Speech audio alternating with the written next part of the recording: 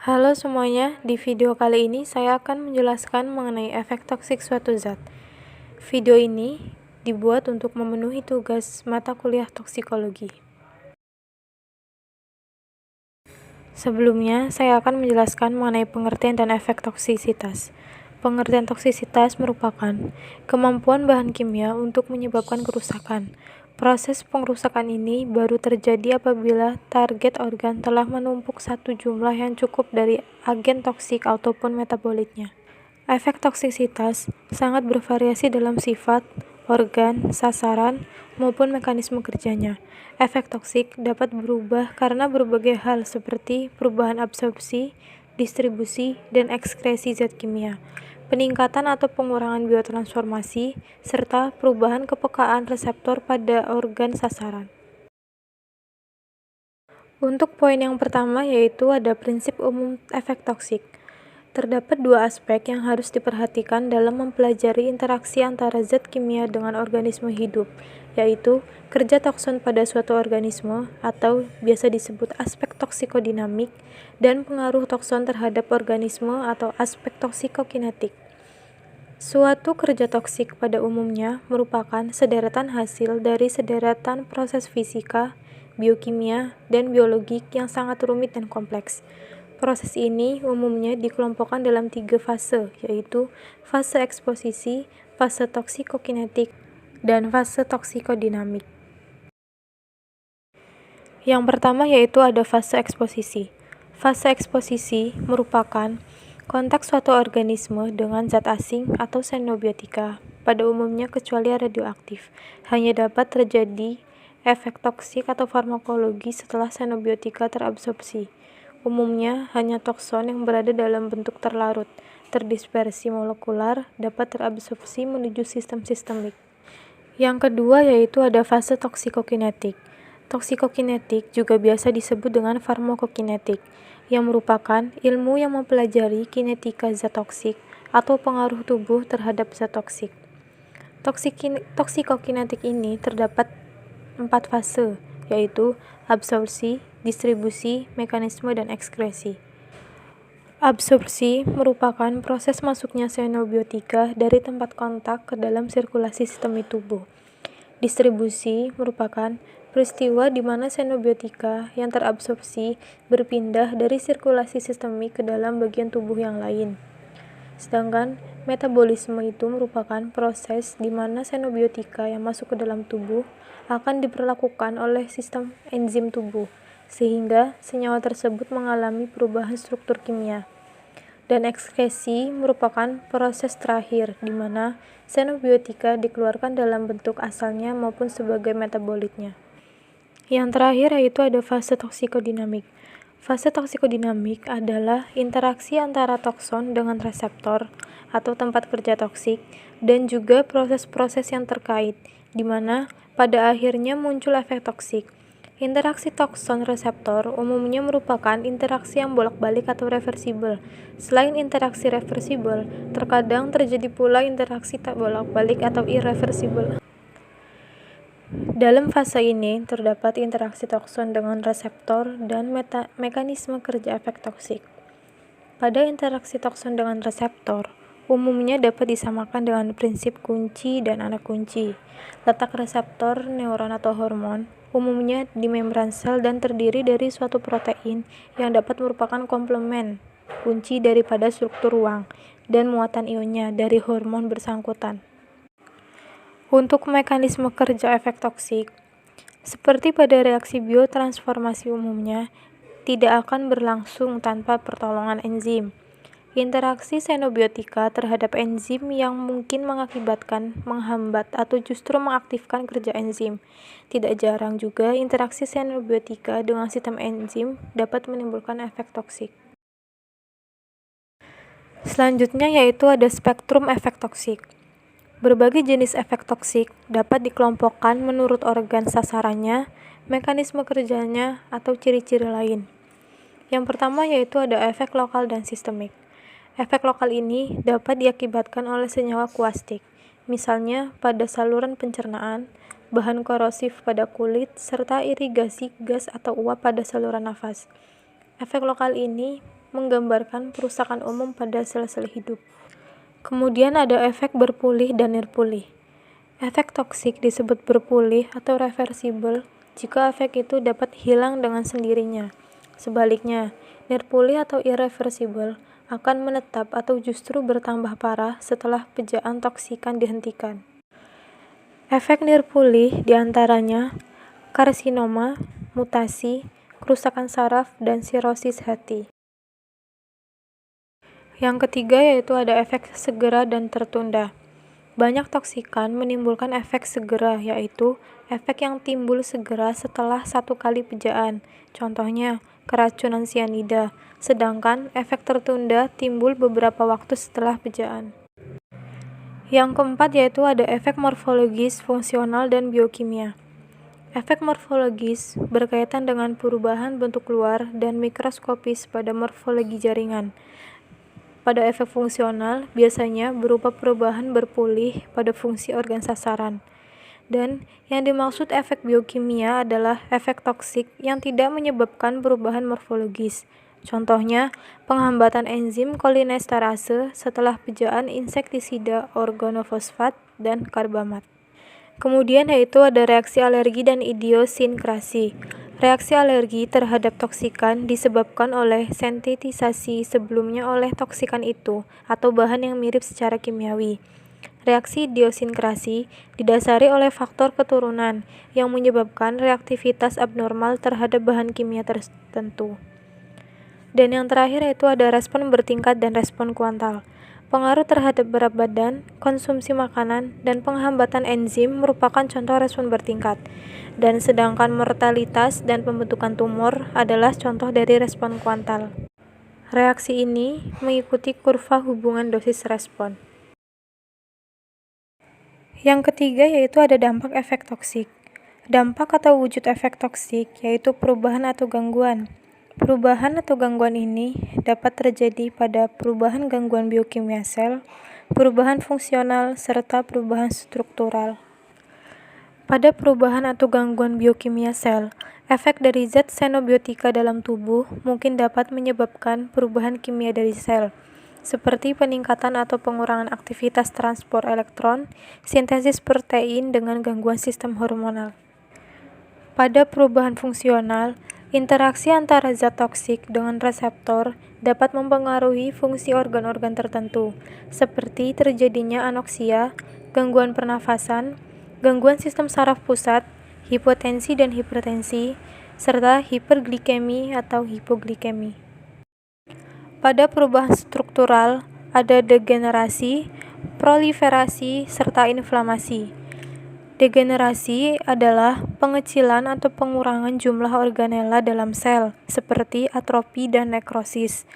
Sedangkan proliferasi adalah tanggapan sel terhadap zat kimia xenobiotika dengan cara meningkatkan pertumbuhannya.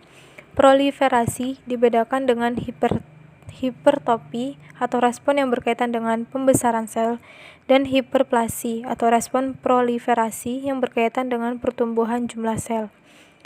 Yang terakhir itu inflamasi. Inflamasi atau peradangan merupakan suatu proses yang dinamis, yang berat ruangnya tergantung dari xenobiotika yang menyebabkan dan respon tubuh. Selanjutnya yaitu ada hubungan dosis respon. Hubungan dosis respon menggambarkan suatu distribusi frekuensi individu yang memberikan respon pada rentang dosis tertentu. Respon terhadap dosis obat yang rendah biasanya meningkatkan sebanding langsung dengan dosis. Namun, dengan meningkatnya dosis, peningkatan respon menurun. Pada akhirnya, tercapailah dosis yang tidak dapat meningkatkan respon lagi. Adapun hubungan dosis dan respon bertingkat yaitu meliputi efikasi, potensi, dan slope kurva dosis respon. Efikasi adalah respon maksimal yang dihasilkan suatu obat. Potensi atau yang disebut juga dengan konsentrasi dosis efektif adalah suatu ukuran berapa banyak obat dibutuhkan untuk menghasilkan suatu respon tertentu. Yang terakhir yaitu ada slope kurva dosis respon. Slope kurva dosis respon bervariasi dari suatu obat ke obat lainnya.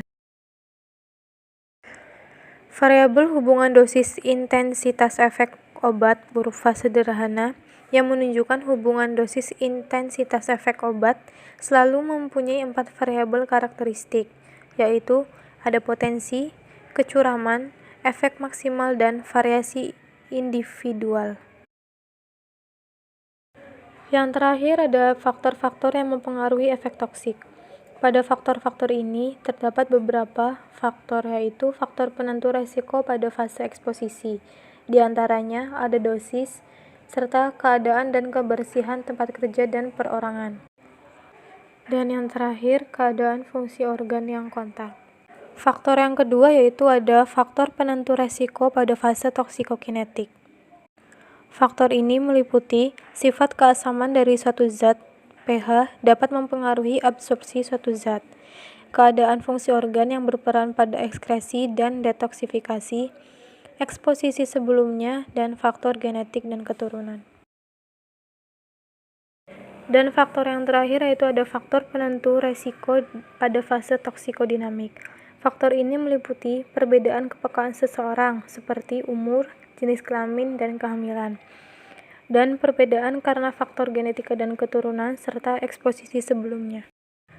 Selanjutnya yaitu ada review jurnal. Pemberian MSG dosis besar melalui suntikan diketahui bahwa MSG dapat menyebabkan kerusakan sistem saraf dan mata pada bagian retina, menyebabkan kemandulan pada jantan dan betina, menurunkan berat uterus dan testis, serta kerusakan fungsi reproduksi. Hewan uji yang digunakan yaitu mencit atau Mus musculus L betina strain DDW.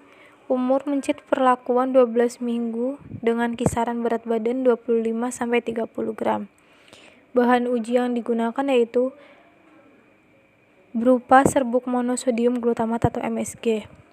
Metode yang digunakan dalam penelitian ini adalah eksperimen dengan metode rancangan acak lengkap atau RAL dengan 2 kelompok, yaitu kelompok perlakuan dan kelompok kontrol.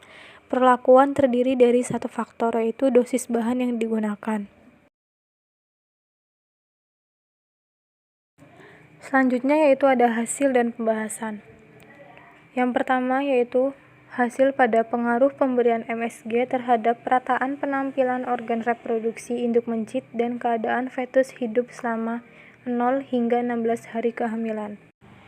Dari tabel 1 tersebut dapat dilihat bahwa hasil menunjukkan berat badan fetus hidup pada kelompok K0 tidak berbeda nyata dengan kelompok KP0. Kelompok perlakuan dosis P1, P2, dan P3 juga menunjukkan hasil yang tidak berbeda nyata bila dibandingkan dengan kelompok K0 dan KP0. Jumlah fetus hidup yang diperoleh pada kelompok K0 dengan kelompok KP0 tidak menunjukkan perbedaan. Selanjutnya, jumlah fetus hidup pada kelompok P1 cenderung menurun dibandingkan KP0, meski secara statistik tidak berbeda. Hasil analisis sidik ragam kelompok P2 menunjukkan perbedaan yang nyata menurun jika dibandingkan dengan kelompok K0, kelompok KP0 dan kelompok P1. Begitu pula pada kelompok P3 menunjukkan perbedaan yang nyata menurun jika dibandingkan dengan kelompok K0, KP0 dan P1. Analisis statistik jumlah implantasi antara ketiga kelompok perlakuan menunjukkan adanya penurunan bila dibandingkan dengan kedua kelompok kontrol. Namun, setelah dilakukan analisis sidik ragam menunjukkan bahwa jumlah implantasi antara ketiga kelompok perlakuan dengan kedua kelompok yang masing-masing tidak menunjukkan adanya perbedaan. Dengan demikian, pemberian MSG selama umur kebuntingan induk mencit cenderung tidak bersifat sebagai anti-implantasi.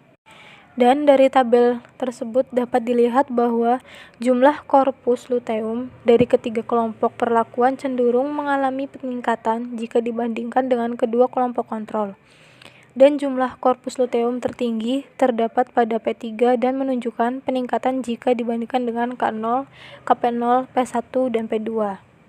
Besarnya Yang kedua jumlah yaitu ada corpus hasil luteum dari antara pengaruh kelompok pemberian perlakuan MSG dengan terhadap kelompok kontrol persentase tersebut penampilan menggambarkan organ telur telur yang yang diovulasikan. secara GVH pada Meskipun umur banyak telur 0 yang hari hingga diovulasikan, 16 hari tetapi kehamilan. terjadi kehilangan jumlah praimplantasi yang tinggi Persentase dan penampilan berbeda organ nyata reproduksi bila yang dibandingkan diamati dengan yaitu kelompok meliputi K0. Persentase fetus yang mengalami malformasi, persentase kematian intrauterus berupa persentase embrio diresorpsi, dan persentase kehilangan praimplantasi yang dapat dilihat pada tabel 2. Dari tabel tersebut dapat dilihat, hasil menunjukkan bahwa persentase fetus yang mengalami malformasi 0% terjadi pada kelompok K0 dan KP0. Pada perlakuan P1 menyebabkan malformasi sebesar 2,05% yang tidak berbeda nyata dengan kelompok K0 dan KP0. Fetus yang mengalami malformasi pada kelompok P2 cenderung meningkat bila dibandingkan kedua kelompok kontrol, meskipun secara statistik tidak berbeda. Namun, pada perlakuan P3, persentase fetus yang mengalami malformasi sebesar 11,05% dan menunjukkan perbedaan yang nyata jika dibandingkan K0, KP0, P1, dan P2.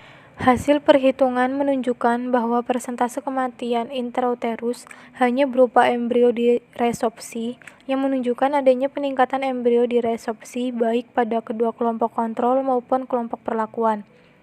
Pada kelompok K0, persentase embrio diresorpsi sebesar 0,80% dan pada KP0 persentasenya meningkat sebesar 2,59%.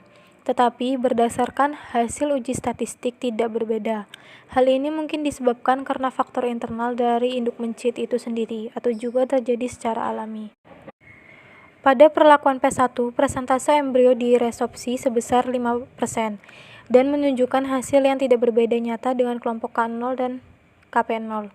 Demikian pula pada P2, meskipun adanya peningkatan persentase embrio diresorpsi, tetapi uji statistik menunjukkan tidak berbeda nyata dengan K0, KP0, dan P1.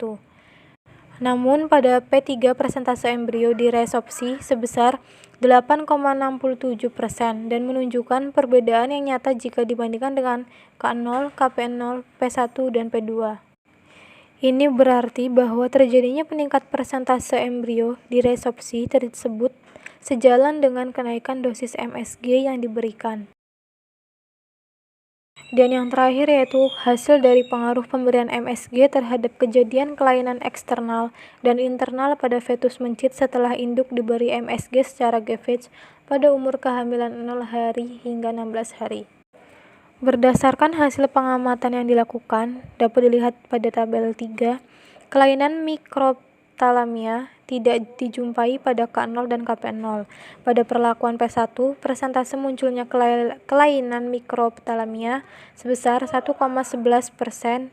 Begitu pula pada P2 persentasenya sebesar 1,82% dan pada P3 menunjukkan peningkatan sebesar 3,75%. Untuk kelainan anoptalmia, pada K0 dan KP0 tidak dijumpai adanya kelainan anoptalmia. Pada P1, persentase kejadiannya sebesar 1,11%. Pada P2, persentasenya sebesar 1,82% dan pada P3, persentasenya sebesar 3,75%. Meski demikian, hasil analisis statistik menunjukkan tidak berbeda nyata dengan K0. Terjadinya kelainan anoptalmia ini diduga disebabkan karena pemberian MSG mengganggu terbentuknya kantung optik primer dari dinding otak depan sehingga plakoda lensa tidak dapat berinvaginasi membentuk kantung lensa dalam proses pembentukan mata, sehingga salah satu bagian mata tidak dapat terbentuk pada saat organogenesis mata.